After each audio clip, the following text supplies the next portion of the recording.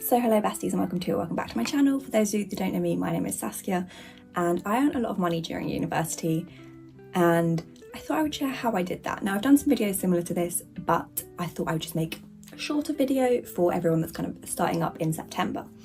So number one and the biggest source of my income was working as an online tutor. I did this through my tutor, but there are plenty of different websites. You can use GoStudent, you can use Tutor Hub, you can just advertise on Facebook or kind of just in person, and this is something that you put a lot of effort into at the beginning. So you have to spend a lot of time making your resources and like planning out lessons, but it's the kind of thing that once you've got a flow for it, once you understand how it works, very easy money. The first 6 months of tutoring for me were quite hard work. I was making lessons, I was learning specs I hadn't learned.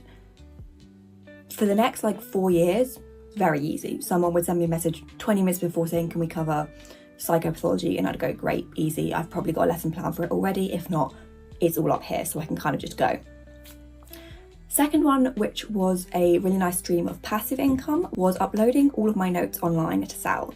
So this is basically, again, something that's a lot more effort at the beginning. You upload all of your notes onto a website like Tez or Stuvia, or some people use like Etsy and Depop, and you basically just upload all the work that you've done during like your A-levels, your IB, your BTEC, sell them. Some things sell well, some things don't. My IB notes don't sell well, but my IAs sell well. My BTEC coursework sells really well. My A-level work, very hit and miss.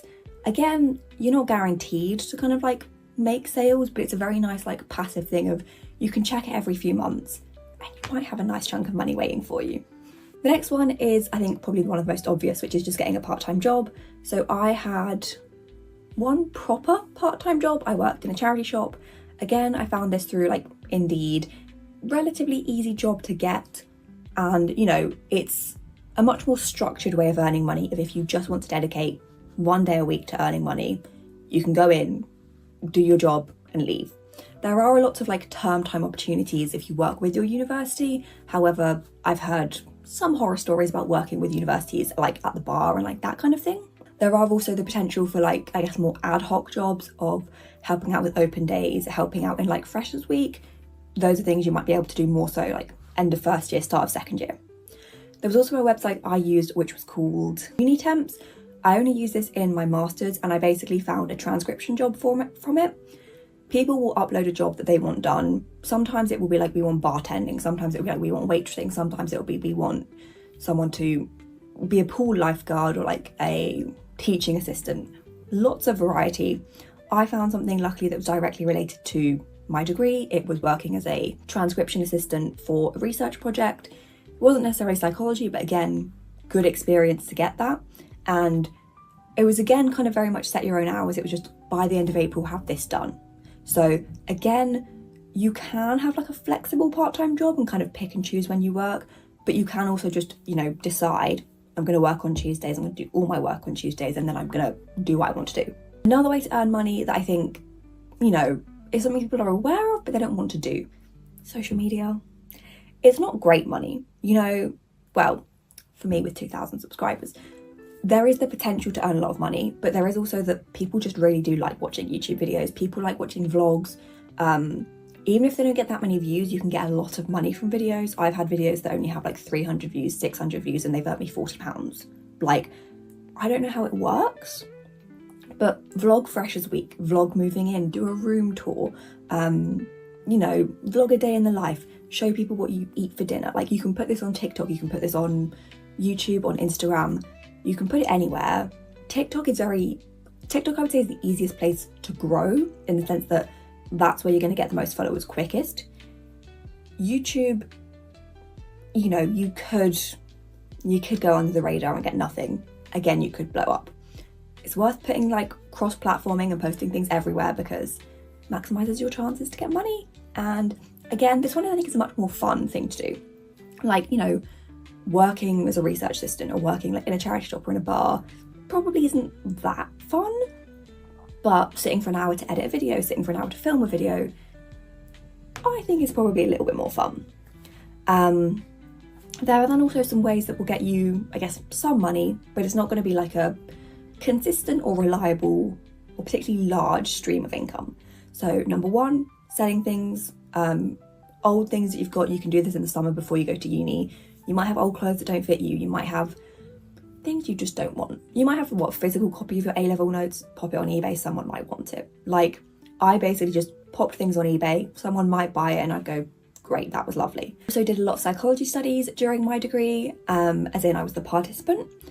This was something that used to be very easy to find. There used to be like, you could literally Google like take part in research and you'd find really good studies. Now, number one, the take part in research website sucks. Number two, the website I used to use, which was MQ Mental Health, doesn't have like, you can't like see a list of studies and click, I want to do this one. It's now that you've got to sign up for like a mailing list, and there are just no studies that get like published through that mailing list. There are some other mailing lists, so I am signed up with the Autistica mailing list and the Beat mailing list, and I also just sometimes check LinkedIn for any kind of groups I'm part of if they've got studies, because, you know, it's not a consistent amount of money, but you might get 20 quid, you might get an Amazon voucher. It's just kind of a nice thing to do. I think something that is, I guess, important is checking your emails. I got most of these opportunities through checking my emails, whether that be like tutoring. I found this tutoring company checking my emails. Even things like grants and scholarships and funding. So I had like a technology grant, there was a healthcare grant. I got loads of grants because quite frankly, other people didn't look. Like, other people, I don't think, read their emails to apply for these things. So it was quite easy for me to get these things.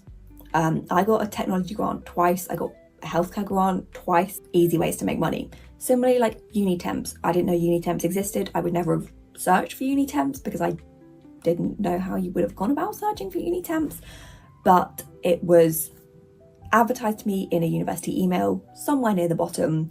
I scrolled down and I went, I'm gonna have a look at that. I now regularly check it and it got me a job. So yeah, there are lots of different ways to make money. There are lots of different ways if you want to kind of have more flexible hours, if you want to work like 20 hours a week, but you want to work them like spread out, if you want to do all of your work on one day. Like, you know, things like tutoring, things like remote work, you can kind of schedule it however you want. Again, things like social media, you can vlog your week and edit that on a Saturday while you get ready to go out. You know, you can kind of do what you want to do. You know, there are lots of ways to make money. It's all well and good complaining about it. You've got to do something. Like, trust me, I'm going to complain about not having any money, but I'm also going to be doing something about it. I'm also going to be uploading all my notes onto Tez. I'm also going to be uploading a YouTube video, planning a video, or, you know, planning something to do.